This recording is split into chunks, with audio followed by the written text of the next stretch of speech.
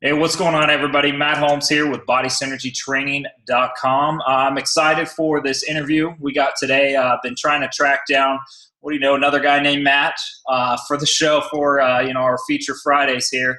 Matt Wenning, awesome guy. I originally heard about him a couple years ago with some of the stuff he was doing in the military, doing a lot of training specifically with Ranger Battalion. And that really interested me, having the military background and plenty of friends that are, in special operations and things like that. So that was awesome. And then he's also, you would think, looking at who would be some operator style guy, where his background actually is a little bit different. And I'll let him explain that more and how that played into a lot of this stuff. So again, I've been excited for this. I know we're getting a lot more people on here that are ex-military or active duty. So I know this is going to be a great call for everybody, and Matt's going to give a lot of info. So thanks again, Matt, for taking the time. Yeah, not a problem at all. Not a problem at all. Perfect. All right. So for some of those guys, I was kind of giving a little intro there. I wanted to let you explain it because I know you'll explain it even better on your background, for one, where you came from. I know you do powerlifting, everything like that. You got your gym, and then how you got involved with Ranger Battalion and doing things for the military and the results and everything that came from that. Yeah, okay. Well, it first started off with just having a passion of lifting. Started off at 13 years old, training for football, just like most other kids would probably do. And I just started to figure out that there were strength conditioning jobs. I come from a small Midwestern town that, we didn't even have a strength coach in high school. The only strength coach that was in town was Ball State University, had a guy named Wade Russell that ended up being one of my mentors. Long story short, my passion for just lifting myself turned into going to school for it, and then getting a master's in biomechanics. And through that time, getting some national and American level records. When I finished school in 2005, I moved over to Columbus, Ohio, to train at Westside Barbell full time, and that's when I hit my top 10 all-time total. And they had actually put a magazine article together in Flex magazine in 2006, and it had me as one of the top powerlifters in the world. But what caught the eye of the Ranger Battalion was that not only was I a great lifter and a big, strong guy, but I had a master's degree in biomechanics. So when they saw that, that's when a guy named Captain, at the time, it was Captain Mark Evazai, which I still do work with today, got a hold of me and asked me if I'd come down and do some assessing of the Ranger Battalion and their weightlifting protocols. So when I did that, the first time I go down there, we find that they're very weak, and then they can run.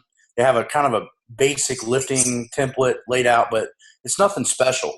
And I showed them that there's so much more that we can do with this type of training that they need to be utilizing. So from 2006 to 2009, injury rates went down significantly. Guys' average strength, in Ranger Battalion, you're picking the best of the best of most guys. Their average deadlift was right around 250, which is not big at all. But these guys are not huge guys either. They're between 160 and 180, and they're not what I would consider weightlifters. But by the time I was done with them, we had, out of 700 3rd Battalion guys, I bet you we had 250 of them that could deadlift over 500 easily. Not only that, increased running speed time. So what I keep trying to drill into people's heads at the time, and even now, is that maximal strength helps running speed. But, it takes a guy to just sell out and forget what he knows and just do what I ask him to do. Well, we figured out that worked with Special Forces, so Major Evazai got transferred over to 4th Infantry in Fort Carson, Colorado. Not nearly as impressive soldier-wise as far as, their conditioning, because you're dealing with light infantry versus Ranger Battalion. But there were 6,000 men, and the average strength there was 170-pound deadlift, which was just insane in my opinion. You're dealing with guys that are between 18 and 22. They can't even deadlift their body weight. So after putting that into implementation from 2010 to 2013, the average over 6,000 men was close to 400. With that being said, the injury rates fell way down, and the average PP score went from around a 210 to 215 to 265 on a 300 scale. So we went from a D+ average to a B+ average. Over 6,000 guys utilizing this system. So it was basically a lot of trial and error. What I do is I go in and I look at a unit, not as a powerlifter, not really as a biomechanist, but just more as an outside person looking in and figure out where they're weak, what they need, and try to take my own personal and their own personal things out of it and go, listen, if we're having a bunch of lower back, knee, and shoulder issues, why are we not doing any preventative measure to make sure that these are being fixed versus just running push-ups and sit-ups? And that's what most of the Army does. So that's kind of how it started. And then obviously Muscle and Fitness did a huge article in 2010 on what I did with the Rangers, and then a huge article what I did with the Big Army in 2011. So those were the things that started to get me kind of known in the military industry. But I'm still a huge proponent of maximal strength. What I try to tell people is being able to run in tennis shoes means nothing running in 70 pounds of gear. So if you have to be strong enough in order to have the agility and have the speed with external resistance. We're not running in tennis shoes. We're running in boots and carrying a gun and having body armor and GPS systems and all that shit. So it's to me, we have to evolve our training, and that's kind of what I bring to the table. Is I look at it as a strength guy and I look at it as a biomechanist and come in from a totally different angle. Yeah. So that's kind of what I do. That's awesome, because it is totally, like you said, totally different than what, for one, you got the Big Army side, which is totally different than even the small Army side with Ranger Battalion or Special Forces, or even the smaller unit in the Big Army, the LURS groups, things like that. Yeah. They do their own different thing, but it's still, like you said, when you went to Ranger Battalion, they were better than the Big Army, but it was a huge improvement that you made by changing. Because, I got buddies. I'm working with one of my friends now who just left 1st Battalion. And, we were talking about it. And he said, all they do is literally like run and a bunch of CrossFit. And he said, guys, really, they're semi-conditioned, but nobody's really big. Nobody's strong. They just can run and run. Yeah, and that's the big thing, is just teaching the guys that, maximal strength is the key component in order to be able to do, anaerobic conditioning at a high level. So if a 100-pound kettlebell is heavy to you, you're sure as hell not doing swings with it for sets of 3 or 5 minutes. And that's what's really going to make them fast and explosive. So with that being said, the big issue is trying to get people to understand that if you want to be able to do something for endurance, you got to be strong enough to do something for endurance that is actually means something. So, what I try to do is work on the guys being able to do kettlebell swings. We actually have a test that I try to have all Special Forces guys do. It's a 53-pound kettlebell, and you have to swing it for 12 to 15 minutes straight. If you can do that, you can run. But the problem is the guys that actually are fairly strong and the guy on one side, but they don't do a lot of running, don't do very well at the test because they can't do it very long. And then the guys that run aren't strong enough. But the guys in the middle that are all around great soldiers have no problem with the drill at all. And that's what I started to realize, is that we have to find that middle ground. What actually transfers over, and the big key is with most military, it's you and I would both be fairly impressed with how far the guys would be able to run. But we wouldn't be very impressed with how much they can lift. So until that seesaw is straightened out, we can't ever really push the endurance hard enough with things that matter. So what I try to get the Ranger Battalion and infantry to see is, let's raise maximal strength. That'll lower injury rates, and we'll be able to train harder with less things, affecting our abilities. Yeah. So the big problem is we do explosive things with load with very minimal strength. So our lower backs, knees, and shoulders take a huge amount of detriment to those things. And until we build up those areas and get them strong, we don't really have anything to go by. We're just going to hurt guys. And that's not really, there's a worse thing than being out of shape, and that's broke. We can fix out of shape, but the problem is in the Big Army and even in the small Army, they use physical activity as a weed out process versus a development process. And we need to change that mentality. Yeah. And that's where, it's the old mentality. And I've noticed they are starting to change that some more. And, it's good that you kind of mentioned the point too of like, yeah, you can run, but where's really the carryover of when you're having to run and you're carrying, anywhere from 50 to 100 plus pounds on your back, and you're having to do something explosive. That's why guys are getting hurt, because they can run all they want, but when you add in that external load, they don't have the the strength, the strength to hold that, the bones don't get it, the muscles, the joints, everything's not used to it. And then you involve the, the instant explosion with that, or constant going. That's why guys are getting hurt.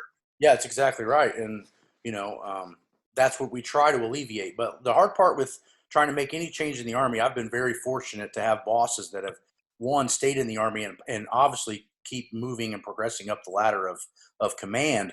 But, I mean, imagine my system if we would have been able to stay at Fort Carson by the time we got the system developed and we got all the equipment available to the guys, we had 11 and a half months to get them better. Imagine if we would have had 3 years where the guys would have learned that in basic training. I mean, that's where the big thing is going to come. But what I see the problem being with the military is the guys in charge aren't responsible for the guys in the VA. That's the problem. Yeah. So they break a guy, they just send him off to another dude, whereas like me and you, like I own my gym. If I hurt a guy's knee, it's my butt. It's not I just give it to the hospital and I'm just done with it, So there needs to be more of a responsibility of what you're doing with your guys. And the hardest part is just because you're a lieutenant colonel or a four-board colonel or even a general, that doesn't mean you have any experience or education in how to physically train properly. And that's the problem is, I wouldn't want to give a client to a person that hasn't even graduated high school. I don't care how much, natural talent or whatever they have, because they don't understand processes. And that's the big issue we have with the Army is a lot of times my bosses will have no formal education in exercise science, and they want to dictate to me what to do. Yeah. It's pretty amazing. I mean, honestly, I wouldn't want to go to a guy that has only put together Lincoln logs to work on my car, but that's what they do. They think it because they've been through basic training or they trained a certain way that's how they're supposed to do it. But you and I both know if we could go back in time and I knew what I knew now at 13, how strong would I be now? Yeah.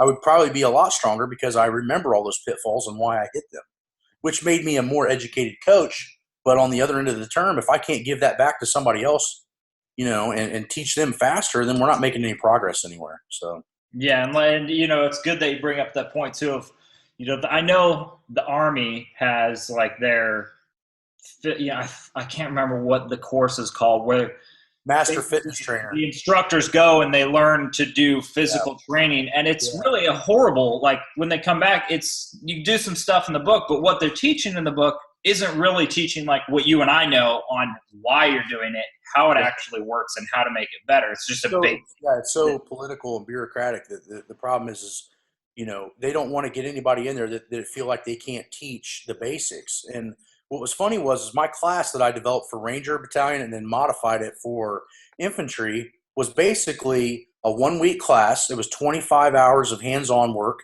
and 25 hours of classroom work, including or not including homework. And what was amazing to me is how much lack of comfortability that the Army has to take an infantry guy and teach them how to train. They don't honestly think that they can handle it. And it was amazing to me in a week what I could do with a normal infantry guy with no college background and be able to teach him how to write workouts, understand mesocycles, understand how to deload, and understand how to mix all different kinds of energy systems so they're good in any environment. So it's not that they don't know how to learn this stuff. It's that we're too impatient and we don't teach it correctly. So, it was amazing to me to watch how I took 300 officers and was able to make them at least 70% of the trainer that I am in a week, And like I said, we can't hit everything, but they understood how to see weaknesses in squatting, deadlifting, how to find lower back weaknesses. And they knew how to fix it. So it was amazing to me to watch that progress because these guys have no formal education. These guys don't really know what to do. And once they learn this stuff, it changed their lives. I still have most of those guys even contact me and look at the workouts that they've written, and I'm super proud of them. This was a couple of years ago. And it was super proud of these guys and how much they learned in just a short period of time, just from having the proper education, just for 25 hours of classroom work, So yeah, and it makes me think too when you're talking about some of the stuff with like we're saying doing the training submax or maximal strength is going to help you across the board, but also when you're training those lifts, so you're saying spotting out these weaknesses, and then that's where you throw in the stuff that the Army doesn't focus on weaknesses. Oh, this guy's actually weak here. He's Yep. going to get injured here. Well, here's accessory work that we can do to fix that. And Yep. that's going to help injury prevention, where they completely miss all of that. And that's the only way you can really, if you're running, doing sit-ups and doing this, you're not going to see those weaknesses, especially when it's a smoke session. Everybody looks like they have a weak Yep. point because you're just fucking hammered. Yeah, and that's the key, is teaching these guys how to look and see weaknesses and fix them before we have major problems with them. It's really not that difficult to teach people how to do. The problem is that the Army doesn't want to sit down and do it, which it surprises me because of the amount of injuries that we have and the lack of, just the lack of fortitude to be able to finish it. I mean, from what I've seen with the PTs, the physical therapists that I worked with at Fort Benning and Carson, these guys were like, man, we really need this change. We need this to happen. We're getting too busy down there, missing guys that are hurt all the time. But like I said, until the head guys that are in charge of physical training are responsible for those injuries, we're not going to make a lot of change unless they're willing to just drop the ball and go, hey, listen, we don't know what we're doing. Let's bring the experts in and make the programs. And that's what I've been fortunate enough to deal with the guys that I've gotten in tight with. So as they've just given me the reins, let me play with it until we perfect it, and then we just institute it across the board. So it's pretty fun when you like I said, now if I ever take a spot like that, I never take it unless I tell them this is the equipment that I want, this is the amount of time that I want, and it's my way or the highway. I'm not going to deal with any middle ground half-ass shit because I can't get anything done. If a guy's like, well, I want to do this, well, I don't care what you want. You don't have the education and you don't have any world records, so therefore you don't mean anything to me. So sit down, pay attention. You know what I mean? And it's a waste of your time if you're not, because if you want to do it, you want to deliver 100%, not a half-ass. Like, you're going to put in your time and make sure they can do it. Yeah. If they're trying to change, it's not worth it. That's the other big thing too, is if I'm trying to help 10 guys, I can sit down and we can deliberate on everything we want about how we're going to train. But when you're dealing with 6,000 guys, you don't have time. You got to make sure that they understand the basics and that they know exactly what they need to do and cut out all the bullshit in the middle. So I always, when I sit down and interview for those contracts, I'm like, listen, we need this equipment. It's got to be my way, and it's got to be 100%, or I don't want any part of it. Because now, you see, if I do a big contract and I don't make progress with the guys, it looks bad on me. So I'm not going to put myself in a position that I know that I can't succeed. Yeah. Yeah. And that is a huge thing. It's you are the face of it. So if they want to change things and you move it around and you don't get the results that you can get, it's not going to look bad on them. It all is going, because they're like, well, he was here doing it. That no one cares, if like that it was. They just see, okay, he was here. It really didn't work that good. So whatever. It's just a way to cover my ass and make sure that people see that, if I'm doing everything that I can do and it changes, then so be it. That's great. But if I'm put in a position that I can't do what I'm supposed to do, then I don't want the position. I'm totally comfortable with being here, and all the military guys that I work with, that I travel and go work for, they know that. I'm doing fine back here at home, and I can make progress with my group of guys that I have here. So when I go do those big contracts, it's got to be that way because, like I said, I'm the one that's bled for 22 years under the weights and went to school and did all that stuff to make sure that I understood what I was going to do with these guys. So, I've found that a lot, that I have to sit down and really delegate my authority to that, because if I don't, it just runs wild, because, you have everybody that thinks because they took a CrossFit cert that they know how to train weights, or because, they squatted, 250 when they were in high school, that they know how to lift. I mean, it's just, you just cut all the bullshit out, which in my position helps me a lot, because I've had, I have multiple world records and I have the degree. So people tend to, even in the general level, the 1 and 2 and 3-star general level, they tend to sit down and listen to what I have to say, just because I've walked it and talked it, which I would feel pretty bad if I was a normal coach. Not to say that, guys aren't as good or even better than me that haven't succeeded in the things that I've succeeded in, but it gives you a lot of street credit. So when you sit down, people are like, hey, this guy's one of the strongest guys in the world. Well, then that helps a lot when you're trying to change people that are hard-headed, Oh, yeah. And it's funny that you say that, because, if I think about it, with all the guys that I'm working with right now that are in, pre-SF selection, Rangers, ex-Rangers, stuff like that, I don't have my college degree because I'm just that's a whole other topic. I don't want to take all the bullshit classes to get the cool stuff that I want, Yeah. and then, I don't have, some world records or anything. So it's like when people just look on paper, that does prove a difference. It's a difference. And then it's just kind of like, for someone like me, without having that, I have to work 10 times harder to just prove like, hey, you know what, I don't have it, but look at all this stuff that I do. So I know that does make a difference when they sit, and especially on that high level with how the military is and how those guys look at stuff. Well, actually, the only reason I'm actually planning on starting a PhD probably within the next 2 to 3 years if everything goes correctly. And the only reason I'm doing that is so it gives me more credit when I sit down with big rigs like, politicians and these. Because what I want to do is I want to get in and I want to change the Army, period. That's what I want. And, for me to do that, I have to sit up there with a doctorate. I have to sit up there with a world record, because then there's nothing they can throw in my book that I haven't said, okay, look, I've already accomplished this at the highest level, whether it be physical, lifting, education, any of those things. And you have to almost be in that position in order to make massive changes. Like, I love just working in my gym and just training people there. And like for you, like I train people that are going to SF selection, Ranger school, and even just basic training. And I could do that job and be successful at that, doing it at that level. And I love it. But I want to get in and change the standard of the Army. And the only way I'm going to do that and make those guys sit down and listen is by making those things happen. A master's to those guys at the 4-star general level and guys that are senators and stuff like that. Those are the kind of things I'm going to have to make sure that you and I can go and teach what we're supposed to be teaching instead of just hitting our heads against a wall for the next 20 years. So.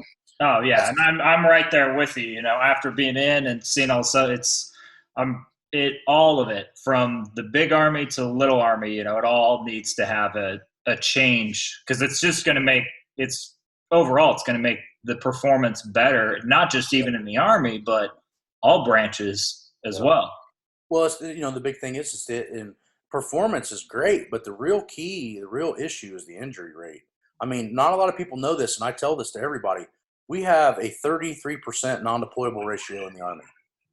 75% of that is physical injury. Why? Because we're not training people correctly. We're not bringing in the educated people to go, hey, this is stupid. We don't need to do this. We need to do this differently, and make sure that the training is optimal for the guys. The other major issue is the basic training was set up from a standard in 1960. Well, if you have any understanding, I mean, 75 to 80% of the workforce in 1960 was manual labor.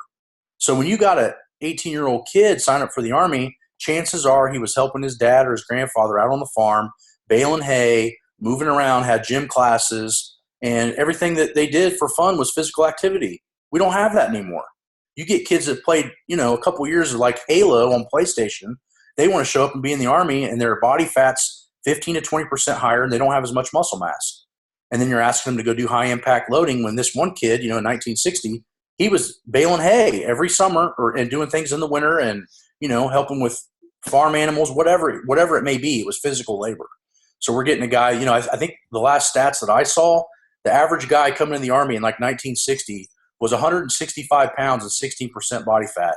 Now they're 200 pounds, 27% body fat. That's the average.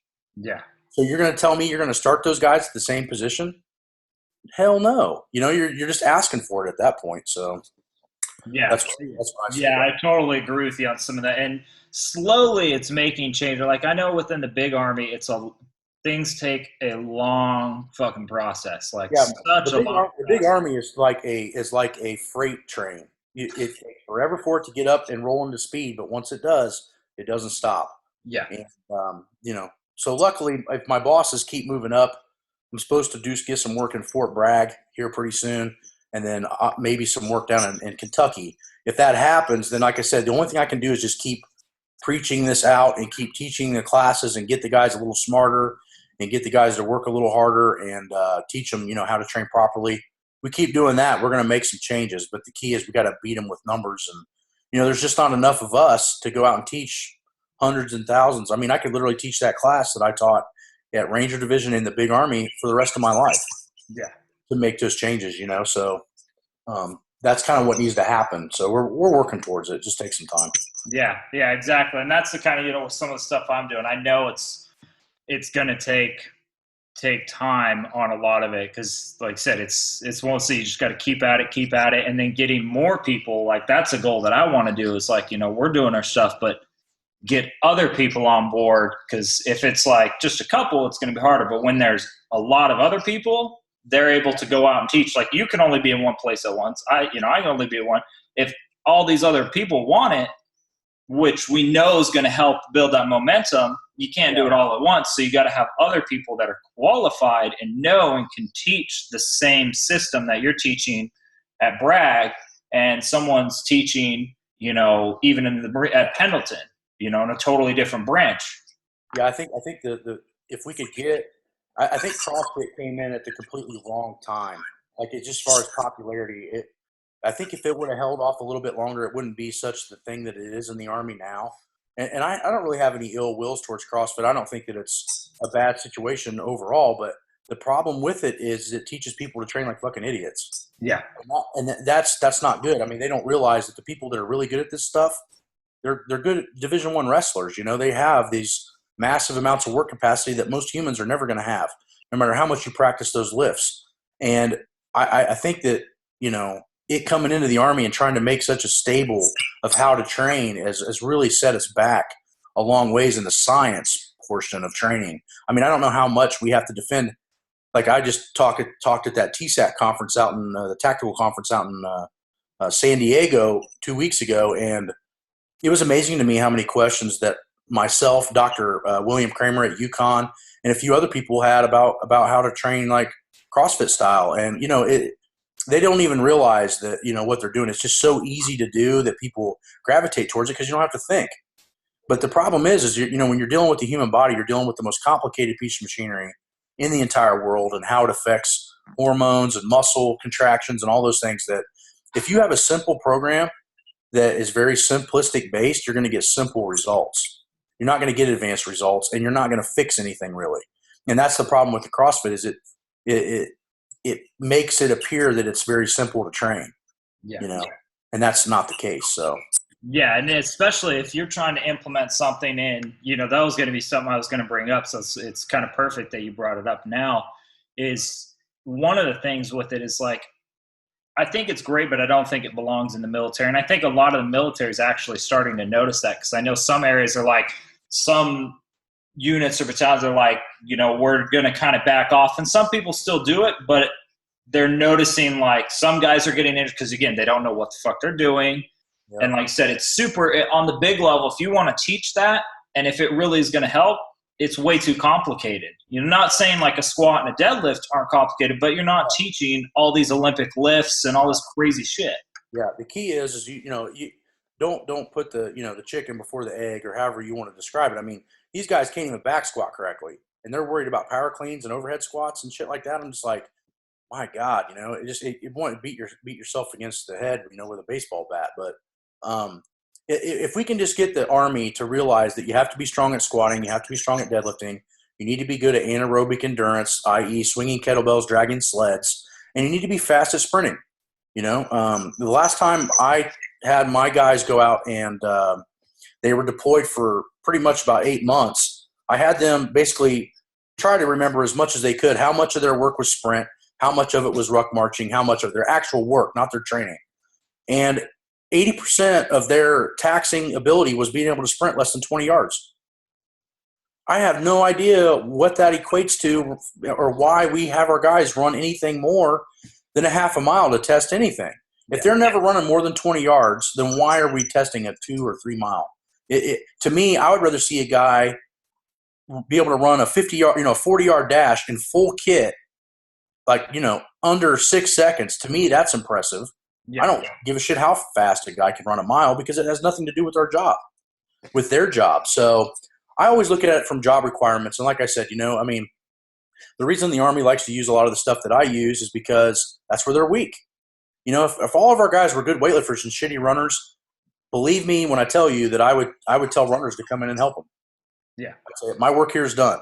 But it's just not the case, they're so weak that that's what they need, and that's why I go in there and make positive changes. So like I said, I'm really good about measuring things and understanding when I can provide benefit and when I can't provide benefit. And right now, the Army as a whole, even in Special Forces, is so weak that they need people like me to come in and help them. Yeah. But maybe if we change enough, maybe down the road, maybe it will become they need more endurance. I don't know. But to me, it doesn't match their job requirement and it doesn't match their weaknesses. So, I actually, when I talked about this a couple weeks ago at TSAT conference, we made leaps and strides of guys being able to only run, including sprinting, a total of 9 miles a week. So if they ran, like a 3 mile and then they did, sprints, and then they did maybe a 2.5, 3 mile ruck march or whatever in the week, they all got better. Anybody that did over 9 miles got worse, including lifting weights. So what I'm saying is that you don't need to do more than 9 miles if you're lifting and doing your anaerobic conditioning as well. Yeah. So, Yeah. And it's like, I don't think a lot of people kind of notice that stuff. Like, I see a point when they do the running or when they do a time 12 mile or in certain selection processes, because they want to see who's going to push through those boundaries when your body wants to stop and your mind, you keep pushing and pushing. I see their point for that, but then they try and use that as just a regular thing for training. Like, all my guys that, all my buddies that are Green Berets now, I was talking to them when I was designing some of those programs recently. And I'm like, I just kind of wanted their input. And then also my Ranger buddies, like, how far did you ruck? When you were doing like selection, obviously they do a lot more. But I was like in pre-selection or like SOP C and stuff, how far? And, pretty much they said no more than 5 miles typically, less, maybe a couple more where you just get a couple, but they didn't have to do more because of the other conditioning you're doing, the strength and you improve. Like my 5 mile and 2 mile improved when, even before I went into those, I hate running. And when I did my first like PT test, I did better at the start than I did at the end because I didn't really do a whole lot. I was doing the strength, I was doing the endurance work, I was doing sprints, hill sprints, sleds, all that shit. And it literally declined towards the end of basic training. Because you lost your speed and you lost your power. Yeah. Because basically all their training is, I understand why they do that to select people out, but for God's sake, I don't understand why, weed them out. That's fine. I understand that. But once you're in, you need to train super smart. Yeah. You got to train super smart because the key is those guys get to become worth too much money to screw them up. Yeah. And especially in the special, those guys, and people don't understand that are not, in the civilian world, how much each one of those guys is worth. It's, it's an I think on average, they told me that the average Ranger is worth anywhere from $1.8 to $2.5 million. Yeah. After they put them through all the training and whatnot, and snipers are worth about $3 million. Yeah. And then you get into special, like Green Beret Special Forces, and then you get into Delta and all these other guys, and that just keeps going up and up and up. Yeah, the average Delta guy is probably worth $3.5 to $5 million. Yeah. So I don't understand why we don't want to make sure that they're trained like professional athletes versus, we understand these guys are tough or they wouldn't be here. So now we got the toughness out of the way. Let's train them smart and make sure that they understand, that your lower back and your hamstrings are one of the primary factors to you being a good soldier. So. Yeah. And that's kind of, it's bringing kind of back on some of the stuff with the CrossFit too. I was talking to my buddy the other day. When he went through Ranger school, like I said, he was in first bat. He went through Ranger school and he went straight through, which isn't like that doesn't happen often, but a lot of guys don't fully make it through because they don't come in prepared. Yeah. And for a while, when he first got into range bat, everybody's doing CrossFit. So he's starting to do that. Didn't really like it because he wanted to do more strength stuff. And then he started to do some of that. He started to implement more like 5-3-1 with it, things like that. And then he started doing SEAL Fit, and he was like, my conditioning's great, but he's like, my strength is still going down. There's not enough strength, and I'm losing size. So he started to kind of do a mix of both of those before he went to Ranger school.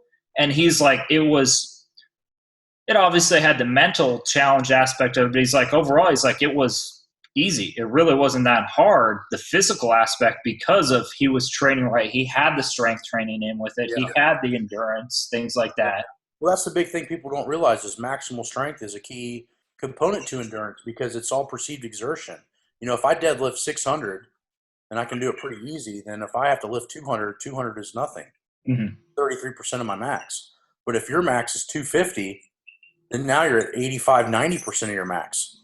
You're not doing that. You're going to have to use all of your fibers to lift 200. And I only have to use 33% of mine. Who's going to last longer? Yeah. People don't look at things that way, and that's truly how it is. You know what I mean?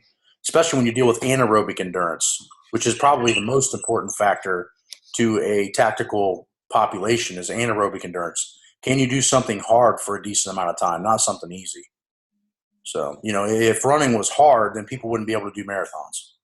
Yeah. I don't see anybody doing marathon squat sessions with 1,000 pounds. Yeah, exactly. And then it's funny because you'll hear people bring up, well, look at some phenomenal, operator, whatever in the military, or just regular athlete or regular civilian. They're like, well, look how awesome they look, and they do, marathons and Ironmans, and then they lift and they do that. It's like, yeah, they're like a 0.001% of just a genetic freak. You can't train for somebody that's, it's like for me, I have people utilize a variation of my system, but I'm not trying to make them world-class squatters. I'm just going to push their strength until I feel it's at a high enough level that we can go to different exercises. I'm not trying to make them the best squatter in the world or the best deadlifter or bench presser in the world. But if that's a weak spot, i.e. under 2 to 2.5 times body weight, then we got some work to do in that area. Yeah. So like I said, the guys that I had a sniper in Ranger Division that weighed 185 pounds, could deadlift 635, could bench 450, and ran a 15:43 miler. But he was a freak. Yeah. But if I was to talk, what is the best all-around soldier I've ever seen, it was that guy right there. Super strong, super fast, could recover from something brutal in like a couple of minutes and do it all over again. Yeah. And that's what we need out of our guys. We need the ability to do endurance if we have to, be strong if we have to, and recover quickly. Those are the three major things that we need. And the way to get there, in my opinion, from what I've seen, is maximal strength's too low in order for us to achieve those goals. So, yeah, and they'll just perform better on the battlefield. They're elite trained soldiers. They're deadly at what they do. But if they can perform those tasks well and even better as far as, physically, athletically within what they're doing, yeah, they're just going to be that much better of a force. Yeah, exactly. And that's the next thing is, making sure that you understand the injury rates. I mean, if our lower backs and knees and shoulders are the main cause of the problem, what are we doing to alleviate those problems? Are we doing reverse hypers? Are we doing glute ham raises? Are we making sure that we're doing traction-based exercises after we do high-impact or heavy loading exercises? So if I got a guy ruck march for 5 miles with a 70-pound pack, he needs to be on that reverse hyper and glute ham raise, loosening that stuff back up before he goes home, and most of the guys won't do that. So the system teaches them to recognize compressive versus traction-based exercise, whether it be weightlifting or cardio, and making sure that we reverse some of those pressures. Yeah, that's another major issue of fixing those populations. Yeah, and that's actually, I'm glad you brought that up because that is a good point of doing, the reverse of it. Basically, like you said, if you're rucking, compression, then you need to basically turn around and do the opposite of that to balance it out and help stretch that body out and keep it healthy. Exactly. Yep. And then another thing, that I think, CrossFit's taking in some more of it now, which is good because it's transferring over for all the guys that are using it is, they're taking more of the strongman or odd object lifting and starting to put it into the CrossFit where before it wasn't, but now you see tires, things like that more often now. And that stuff is great. Like I would rather have someone do, from the ground, a power clean and a press with a big loaded sandbag over a barbell, because to me, that's going to have more of a carryover. You're not going to grab a perfect barbell or something, if you're going to go up and shoulder a sandbag and carry it or do a Turkish get up with it, that's going to have a better carryover into the real life scenario of what they're going to do than a perfectly weighted barbell, and let Yeah. me make sure my Olympic form's 100% Yeah. perfect. Like I said, the only positive to that is, like you're saying, the transfer to their environment is much better. The only negative to that is we're still teaching people how to do anything with a straight bar.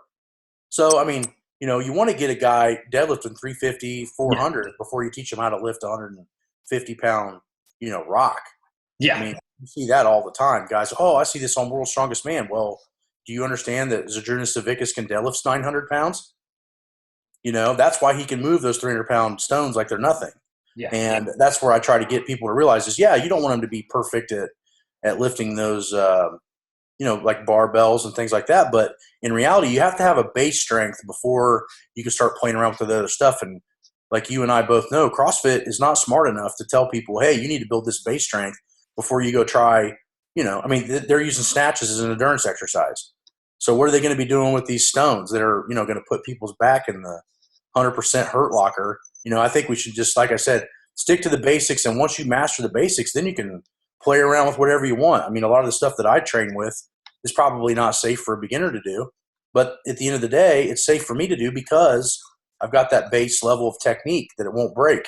So Yeah. until we develop that base level of technique with basic lifting, I think it's could be a little bit too soon to try a lot of those things, even though it's fun to do. You know what I mean? So that's kind of my thought pattern on it. Is I always try to get the guys to be able to deadlift and squat close to 2 times body weight before I start playing around with any kind of weird strongman implements. Yeah.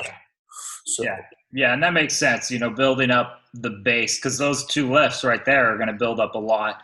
And then I kind of wanted to get I'm sure you battle with it. I battle with it all the time. It's especially within the military, these guys like, oh, having deload weeks, knowing how to progress, and they're like, oh, well, I felt great. I still felt like I could do more after. They think every time, they don't know about a deload week. Like, hey, you will come back stronger after that deload. Your body works in a specific way in wave cycles. It's going to work better that way. It needs to recover, and you'll come back better. And then also they think like they need to be completely wasted at the end of every workout. And I'm like, no, and that's where I try and use the powerlifting too. I'm like, look at these powerlifters. They're not training their total maxes. They use accommodating resistance. They train at a certain percentage. Just to give you an example. Giving an example of that at a world-class level, the first time I ever met a guy named Larry Pacifico, which was probably one of the, besides Ed Cohn and a couple others, the greatest powerlifters to ever live, I always asked him training questions because he lives here in Dayton, Ohio, which is only about an hour from me. And I asked him some questions, and I was like, Larry, if you can give anybody a piece of advice, what would it be? And he said, always save some in the tank when you train. Always. Leave your best on the platform. And I thought, that's pretty interesting. This was 10 years ago. And so how that adjusts for me is February, I squatted 832, which was the all-time world record of the 308 with just a belt. No knee wraps, no nothing. I did that at the Raw Unity meet in February, and here's how my training went for it. In 12 weeks, I squatted with a straight bar and real weight 3 times in 12 weeks to prep for this. I did 695 for 3, then I did 735 for 3, and then I did 765 for 2. And then I went to the meet and squatted 832 easy. So I didn't max. I went up to 9. The most I went in a traditional squat was 91%. Go to the meet and break the all-time world record in the squat. So obviously I'm on the same boat you are, is that people have to realize that training is a biological being. It's not how you feel. If you feel beat up or you feel tired, you're not doing the right stuff. If you're looking for an exercise as a feel versus an actual scientific equation, you're going to have major problems in your thought pattern and how you train. So mine was all a steady progression to my goal, not smash myself into the ground every day. You know what I mean? So it's amazing to me how many people we have that think that they have to train until they're dying or puking to make progress, when in reality all they're doing is setting themselves backwards. If you look at Clavora's adaptation chart, I mean, overtraining is worse for you than undertraining. So I think people need to realize that finding optimal is not easy, but always go a little bit on the less side versus the more side, and your results will come faster. Yeah.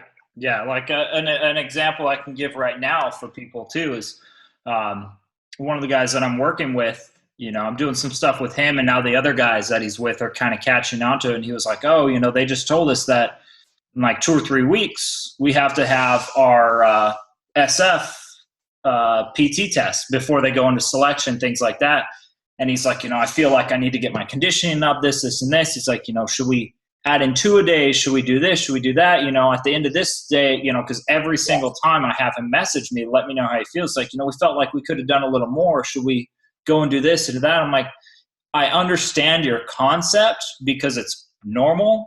I was like, and that is the same thing, explaining to him how the body works, how it's going to recover.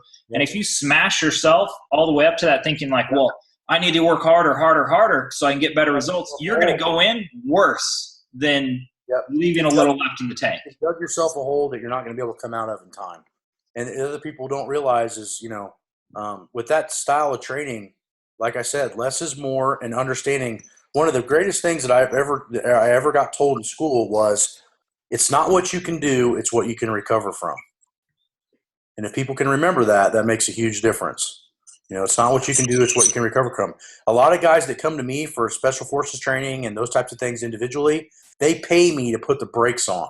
They don't pay me to work out hard. They can already do that. They pay me to let them know when it's time to stop. Yeah. So they can make positive progress versus dig themselves a hole. Yeah, because it's funny with everything, even outside of the realm of this, or when you see, whether it's the fat loss stuff or these insanity and P90X or CrossFit, things like that. It's like they say, it's easy to make someone work hard and sweat, but knowing what you're doing and how to progress them and actually get them real long lasting results, not injure themselves, that's where it actually comes in. Anybody can make someone sweat and work hard and feel like they're doing some stuff. Yeah, exactly. And that's what I mean by CrossFit, not being, like I said, I don't like to pick on CrossFit, but not that I think CrossFit's a bad thing, but that's what's CrossFit's to soul people. We're just come in, let's kick the shit out of you and you're going to get better. Well, that's easy. Anybody can do that. Yeah. The key is, what do you individually need to get better? What weaknesses do you have that are inhibiting you from biomechanically being structurally sound, being able to perform an exercise and not burn nearly as much energy because you're more efficient at it versus trying to just do work, So yeah, people don't understand, because same with CrossFit, like I tell everybody I have the biggest love-hate relationship. I have a lot of things I like about it, but then like these things that I dislike that could make it even better if they were able to fix it. And it's funny seeing these people like, they see these top level games competitors and they're like, I want to look like that, so I'm going to go train CrossFit and I'm going to do watts. And it's like, you don't understand that that's not how those guys are actually training. They actually have a system. They do recovery. They work on those weak points to make those lifts. Like Rich, he's super strong. Yeah, that's another big key I want to make sure that everybody understands, and that's, when you get really good at something, it's more about how you can recover than how hard you can work out. I mean, people have no conception of the means that I go to make sure that I'm recovering. I take 2.5-hour naps in the afternoon. I use the hot tub at least 3 times. I go get all kinds of MAT and ART work done. I do flexibility, mobility work probably every 6 hours on some type of muscle group. And I have all these little mini workouts built into my day to just flush blood into areas that are either weak or need reconditioned. So you figure, it's all, and that's all based on recovery. It's not based on performance. It's being able to recover. And I only train with weights super heavy 4 times a week. So I do 2 dynamic days and 2 max effort days. And it takes me every other day to be able to recover from each of those workouts. But I bench 606 pounds raw, squat 832, and deadlift 800. So that's what it takes for me to recover. So, and what I'm trying to get at is, when I lay out a training cycle for myself or other people, my recovery process of what I think works for recovery is actually more important than what I lay out in training. Yeah. So recovery is the major key to anything. Like I said, it's not what you can do, it's what you can recover from. Yeah, and that's a big thing I'm trying to do with a lot of these guys I'm working with now. Like, I'm fighting an uphill battle because a lot of them, they're in like holdover. They're waiting to go. They're sitting there. So the cadre that's there is like, they want them in the gym twice a day. and they really don't have a choice. So I'm like, well, shit, he's like, I need to do something. So, the second time I'm like, literally just be there for an hour and do recovery work, stretch, do mobility, do this, do that. Cause he has to be there. So I'm like, I got to give him something to do or else they're going to know him. So it's like, I'm trying to, okay, here's enough to do this and then do some recovery and do this. Cause he has to be in there. If I had full reign, it'd be totally different, but I'm kind of having to mold it around what he has to do.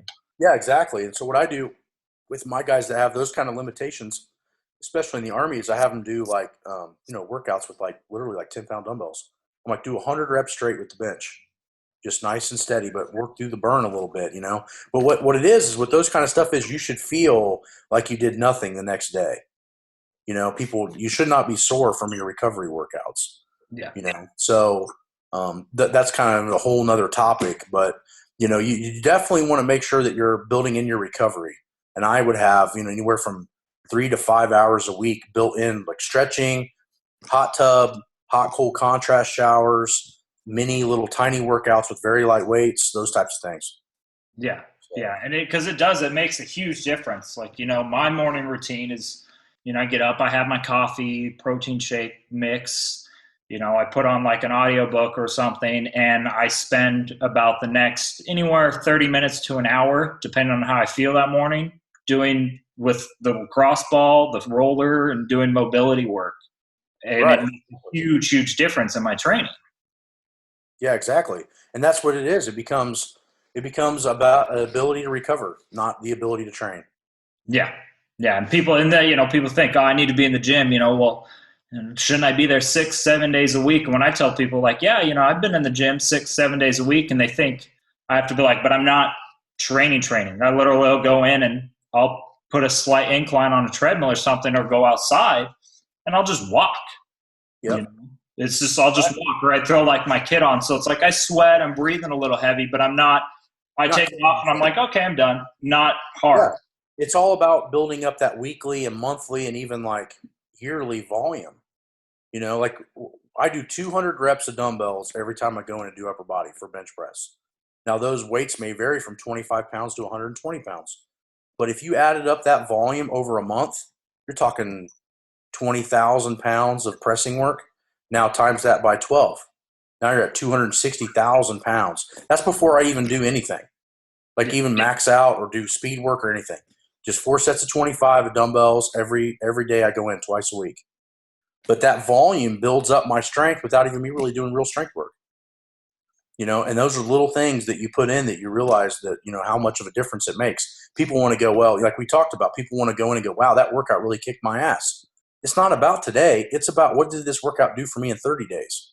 Yeah. What did this workout do for me in 6 months? And those are the types of things you have to be considerate of in order to make progress. Yeah, because you're not going to go in and the next day you're going to totally have some crazy change, and your 5 mile or whatever, 2 mile time, whatever it is you're having to do, right, it's going to totally change overnight. It's a process built up over time that's going to make the difference. Exactly. Okay. And that's, like I said, that's what I also teach the guys in those classes is how to build in recovery work.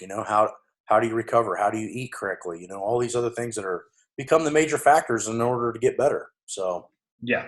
So I hope a lot of people, I think, two of the biggest things with it is, well, I guess we could say three really, is getting in that strength work, the submax and the maximal strength, because it's going to have a huge carryover for everything and also for injury prevention. Yep. Don't think you have to kill yourself. Train to that 90-95%, leave the extra in the tank.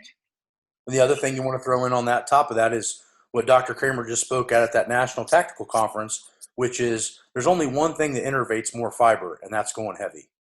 They've done study after study. Kramer's done study after study on that. And unless you're going above 90% on a consistent basis, you're never going to innervate more motor units.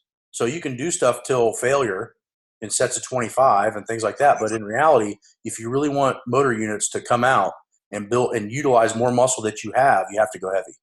Yeah. And that's why I always make that comparison with guys. Like, you'll see the same guy 6 months down the line doing a bunch of a bench, and he really hasn't gone up maybe 5 pounds or 10 pounds if he's lucky, but he's doing the same shit over and over and over. Yeah, exactly. because You're he's exactly right. not training at that higher, the lower rep, higher percentage. Yeah, and that's the other thing too is the other major factor, that's the law of accommodation. If the guy's got his system set up, that system's already defeated because it is a system. Bruce Lee used to talk about that all the time with martial arts, but in reality, your body should have to convert to different things all the time in order to make progress. Yeah, So by following the law of accommodation and adjusting the things that you do and your intensity levels on a consistent basis, but still knowing that you need to go heavy, still knowing that you need to do speed work, and still knowing that you need to increase balance, mobility, and agility, you have your parameters now. Just play with the parameters as much as possible. yeah, So yeah. it makes training fun. It makes training fun, less of a chance to burn out, and much more usable. Yeah, it does make it a lot better. Because I remember at one point when I was going through like doing all this stuff and just getting my ass smoked, everything was going down. My conditioning wasn't as good. All my lifts went down. I was getting hurt. I at one point was like, I don't even want to go to the gym. Like it burnt me out. I didn't want to. I hated training. And I was like, this sucks because I love training, but I don't even fucking want to do it right now. Yeah, exactly. And when you start to do that, that's the first. The first couple of stages of overtraining is the first one is you start to lose appetite. The second one is you don't give a shit about training anymore. Yeah. So your body's already telling you that something's wrong. Yeah. So that's how And leading with that then for the other point is the recovery. How important, because a lot of guys will hear this, I think, and they'll be like, okay, cool, great. So train heavier, don't totally kill myself, got it. And they'll still miss the recovery portion. Yeah, exactly. And that is extremely, extremely, extremely important because, again, for the injury prevention too, if you can move better, your body, your biomechanics are functioning the way they're supposed to, you're going to lift better and you're going to help prevent injury. Yeah, exactly. And like I said, you always want to make positive progress. If you want to make positive progress, which we all do, then we all have to understand that that's recovery. Positive progress is the ability to recover from the stimulus, the body to adapt to it and make positive changes. Yeah. You can't do those things, you're not making positive progress. So recovery is the key. Yeah. Yeah. Because you can train, everything could be perfect, but if you're not recovering, doesn't matter what percentages and this and that and what actual exercises you're using. If you don't recover, you're still not going to make the progress. Usually what I do with that in my bigger groups, especially in the Army, is I take my biggest studs and when I start seeing them starting to feel like they're overtraining, that's when I back it down. Because the weaker guy could just be sandbagging. But the guy that busts his ass for you and gives you everything he's got and he's a good athlete, if he's starting to overtrain, you bet your ass everybody else is too. Yeah. So I always base it off my freak. You know what I mean? Sounds crazy, but it's easy way to do it. It's a good way to judge. Like you're saying, if someone's sandbagging it, you don't know if they're actually like overtraining or they're just being a pussy. So if you take the guys that are actually busting their ass and you see them start to back off like they're just not recovering, then like I said, now it's time to back it down. Yeah, that variable of sandbagging and or just being a shitty athlete kind of goes out the window. So yeah, because those guys are at that high level. Okay, well, I think we got a lot in here. I think we kind of cut it with that. There's really, we could go on and really get in depth, but until people get the basics, there's really no point to get into that in depth on everything. So with that kind of being said, I know I have the new website that I've been kind of telling people coming out for tackwads.com, which I'm not a CrossFit person, but hey, that everybody knows that WADS now. So there's stuff that's going to be coming out on that. Hopefully, I can get some guest stuff, whatever on there from you, but then also guys that want to reach out to you more with some of this stuff, where can they reach you? Well, obviously, Facebook's a huge component now of everybody's life. Anybody can get a hold of me on Facebook. I'm located in Columbus, Ohio. My gym's called Ludus Magnus. So anybody wants to contact me can mostly get a hold of me through Facebook. I'm working on a website right now. I had one. It was called ludusmagnuscolumbus.com, but I kind of let it expire, and I'm working on something new and better. So I haven't decided on the website name for that yet, but when it does come out, I'll push it out a little bit more and show it on Facebook. But Facebook's an easy way to get a hold of me. Plus, I can be contacted through Elite Fitness Systems or EliteFTS.com. They sell my tactical manual there that kind of breaks down all the stuff that I do. And also I do a lot of work with Elite FTS and Dave Tate. So anybody that wants to get a hold of me, get a hold of me through elitefts.com or find me through Facebook. Yeah. Okay. Perfect. And it's good. Keep plugging the Elite. I had Dave on last week, kept telling everybody to go in there. So this gives everybody that watched that even more reason to check out Elite and see why. Last week I kept saying check out Elite for everything you need. So, and I'll post up a link to your Facebook too below this when I post it up this Friday on my website. So that way it's easy for people to find you than trying to do the whole Facebook search, because that's not always the best option. So I'll post that up, and then hopefully, when your stuff kind of gets coming out, maybe we can do get you as, do some guest posts or something on the new website, which is going to be up in about 4 weeks. Yeah, let me know, and maybe I can give you like a week or 2 week sample of like what I do for SEAL team training, and then you guys can look at that. And that's like the most extreme. That and Ranger Battalion stuff that I've done is the most extreme workouts that I've put together all my knowledge in one big rip. But they could get a taste of that. Okay, so, yeah, that would be awesome, because I'm getting guys, that I know are wanting to let me get something like that's something I'm working on now for when people hit that website. They can enter in their email and they'll get some videos and they'll get a workout basically for the next 2 weeks or something of like, here you go. Here's basically a sample of what you can do and how we put all this stuff actually in together. So that would be awesome. Yeah, exactly. So yeah, let me know and we'll do that. And like I said, if anybody wants a little bit more in depth, get a hold of leadfts.com and grab that manual that I have. And I have workouts written for fire departments, military, anything tactical I've dealt with. It's got workouts in there for them. Yeah, it's like up to like 10 or 12 weeks of sample sections. So that's awesome. Yeah, and that's just for all of this that we're talking about, it doesn't necessarily mean you have to be a fucking Ranger. You could be SWAT or regular LAPD or whatever, or fire department. Yeah. Everyone's kind of still under the same umbrella. You're not a Delta Force operator, but being a firefighter, you still have to perform that way, or being a police. There's still an aspect. It shouldn't really change how you train. It should change where you start. Yeah. Other than that, it should not change any of your mentality of a tactical population. It should be the same mentality. It just your advancement depends on where you start. So some guys are going to come in, they're going to be Delta Force. They can start at advanced or SEAL team style workouts. Guys come in, they're just off the couch. They might need to start at beginner level. Yeah. But the progress should be the same. It just depends on where you start. Yeah, you're still going to be using the same stuff for them. So awesome. Again, thanks for coming on, Matt. I know there's a lot of guys that are going to get some awesome info out of this that have been hitting me up for a lot of stuff. And I'm like, wait, we got an interview. We got all this cool shit coming out. So once that website's up too, once yours is up, let me know. I'll blast it out. Once mine's up here in a few weeks, just finished the logo for it actually today. Once that's up, I'll hit you up and, we can get some sample stuff out there for guys, just besides doing like, here's some laws and things like that for them. Yeah, definitely. Not a problem at all.